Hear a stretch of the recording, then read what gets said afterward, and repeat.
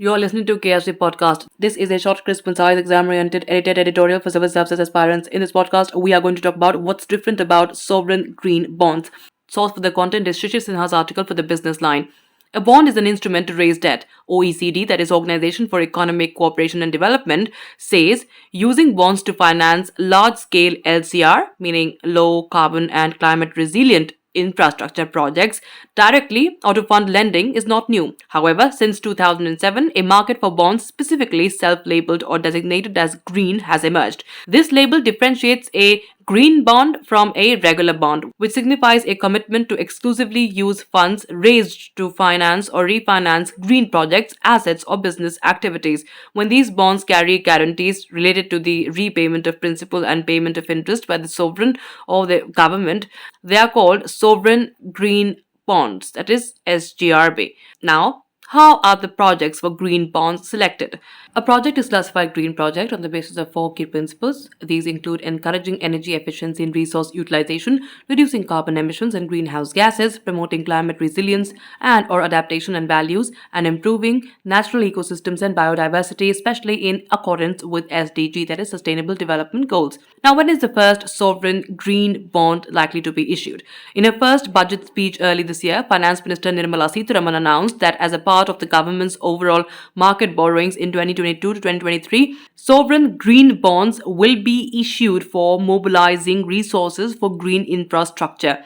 The proceeds will be deployed in public sector projects that help in reducing the carbon intensity of the economy. Accordingly, the government and the Reserve Bank of India have decided to issue SGrB during the October to March period of financial year 2023, though the date is yet to be announced. In all likelihood, these bonds are to be issued in the January to March quarter. So how are they different from conventional government bonds? Will they add to the overall government debt? Government bonds or government securities, GSECs that is, are normally categorized into two: treasury bills and dated or long-term securities. Treasury bills have a maturity of less than 1 year and they do not carry coupon rates. These are issued at a discount while redeemed at face value. At the same time, dated or long-term securities are issued for a period above 1 year and up to 40 years. These bonds carry coupon rates and are tradable in securities market. SGrB is one form of dated security. It will have a tenor and interest rate. Money raised through SGrB is part of overall government borrowing. Now, what is the amount that is being targeted to be raised from these issuances? The government and RBI decided to borrow 5.92 lakh crore rupees in H2 of financial year 2023 through dated securities, including 16,000 crore rupees through issuance of SGrBs. Now, who is likely to be the buyers of these bonds? Both domestic and international investors are expected to be interested in SGrB. However, one thinking is foreign investors may be slightly hesitant due to currency risk. Now, will the interest on these bonds be lower than similar government bond yields? Likely, SGrB may carry lower interest rate compared to regular government borrowings. Have other countries issued such bonds too? How have they been received in other countries?